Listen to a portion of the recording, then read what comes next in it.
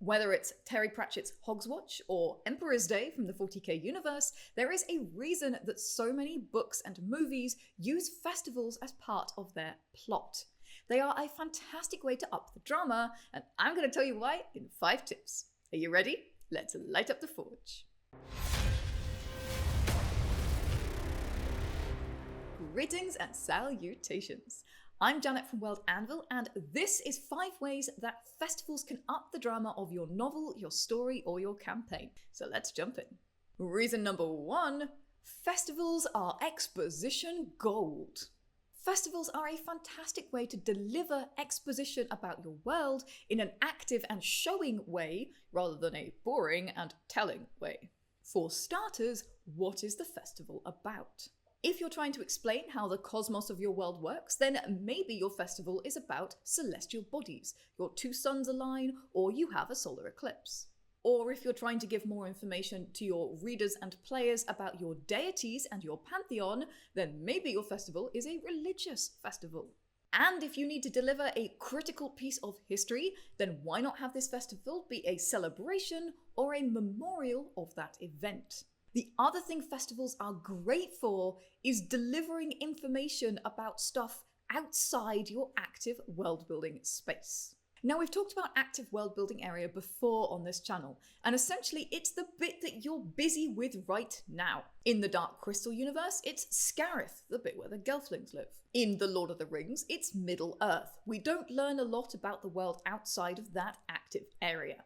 But festivals are a great way to bring in exotic goods and things from outside that active world-building area to show your players and readers that this is a big, expansive and connected world. You can use travelling merchants, imported goods, or even exotic entertainers who may or may not turn out to be authentic. All of this is going to make your setting feel bigger than what your main characters or player characters experience directly. And on the other hand, festivals are a great way to introduce weird and quirky local customs. That's a great way to give an area a little bit more personality and make it feel more memorable too. In our own world, there are so many bizarre things. People are weird, guys. Pancake racing, cheese rolling, jumping over babies, running from bulls, and even competitive conkers, which takes place in the village I come from. All of these are real-life traditions from our world, and they make the local areas feel very unique and special, and they make them memorable, which means if you refer to them later, your readers and your players are going to know exactly where you're talking about. Reason number 2, festivals are great for setting tone and mood. In most areas, in most world settings, the streets of one town or village are pretty much the same as another. And chances are, normal life feels normal to 99% of the people who live there. So if you want to step outside the box and start setting up mood for a new story or adventure, a festival is a fantastic way to do that. If you're creating a dark and gritty campaign or story, you can work that into your festival. Why not have it centered around a memorial for a great defeat, or the celebration of an unholy eldritch creature? Or you could even do something like Halloween, which is designed to scare off spirits, and that's why it's full of spooky things. You might even have a bright, happy festival on the surface, but have a dark, spooky counter-festival that takes place in the sewers, for example. On the other hand, if you want to raise the hype and make things feel really great, so when the bad thing happens, it feels extra bad, festivals are great for doing that too. Bright colours and costumes, fireworks and dancing, special festival foods, these are all ways to make a space feel bright and enticing and uplifting in terms of mood. And that's a great place to start a story, particularly if things are about to go downhill. You might even include things like challenges. They may be sparring or dancing or archery or poetry or whatever you like. They should be things that are important to the culture that the festival is from. These kinds of challenges and competitions are a great way to get your PCs or your main characters involved with the action of the festival as well, and make it feel even more immersive. Reason number 3 is that festivals up the population of a settlement. That causes problems all on its own. Travelling markets, entertainment troops, and extra security because of all the extra people are all ways that the population can grow during a festival. all these extra people are automatically going to create chaos and an extra payload on any infrastructure systems that are there. I'm thinking particularly sewage and law enforcement. Those are the two big ones. With all of that in play, I'm sure you can see how events might bubble over and create a really interesting situation, or catalyst, or inciting incident for your main characters or player characters. Overfilled towns are absolute gold for adventure hooks, catalysts, and inciting incidents. Here are a few ideas. A fight gets out of hand, and a barroom brawl turns into a full-blown riot. People are mysteriously getting sick in droves, and then you discover that the water supply has been tainted, by accident or on purpose. In the hubbub of the festival, people have started going missing. Each night since the festival began, a high-profile theft has taken place, but there are only 3 nights left, and the guards suspect it will be impossible to catch the perpetrator after that. Reason number 4 is that festivals are a great way to drag your characters out of their usual roles. People behave differently in different circumstances. We know this from our own lives, so throwing your characters into a festival is a great way to change up the circumstances and reveal different parts of their personality and different relationships they have with others. For a start, it's a great place for your main characters to relax, get some downtime, indulge themselves, and explore and have fun. If you're running a very action-paced campaign, or you've had a very action-driven story, this is a great chance to provide some welcome relief. And seeing how your characters behave during this downtime is a wonderful way to develop their personalities even further. But festivals are also a great excuse to engineer interesting situations for your characters. What happens when that strong and silent type enters a drinking competition? Do they wind up spilling their secrets or singing the songs of their childhood? And what about when 2 characters who don't get along are thrown together in a kayaking challenge where they have to cooperate?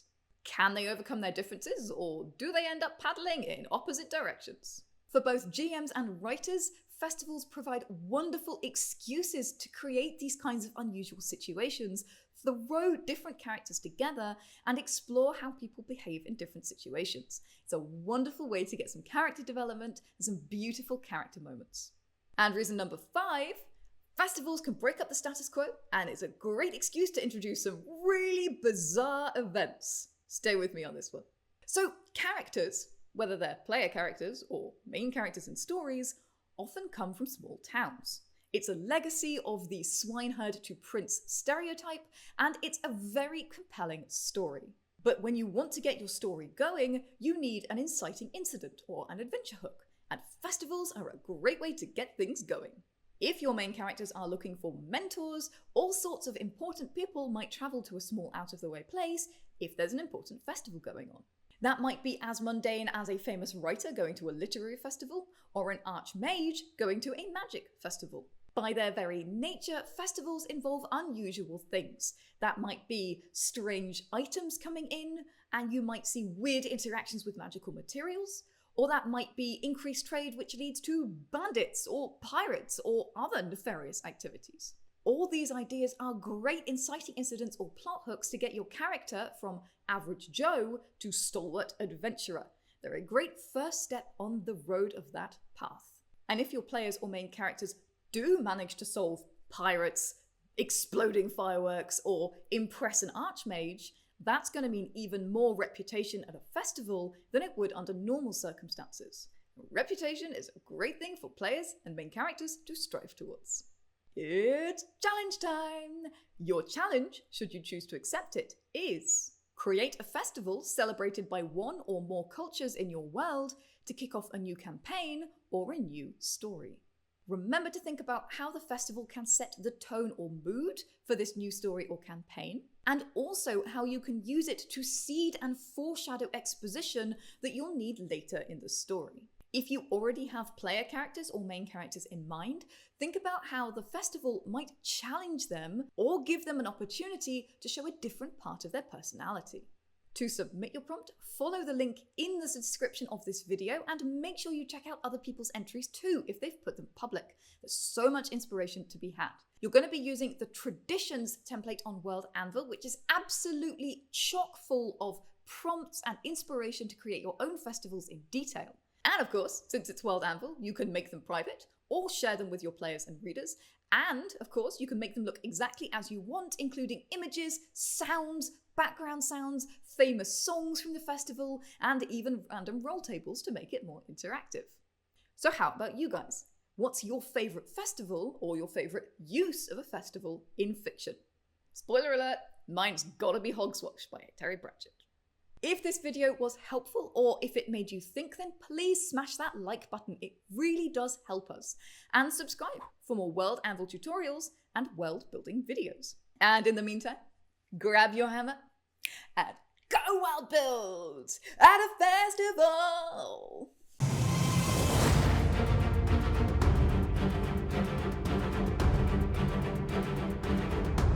And this is 5 ways that dramas can up the festival, festivals can up the drama. Yep, that's what I was going for.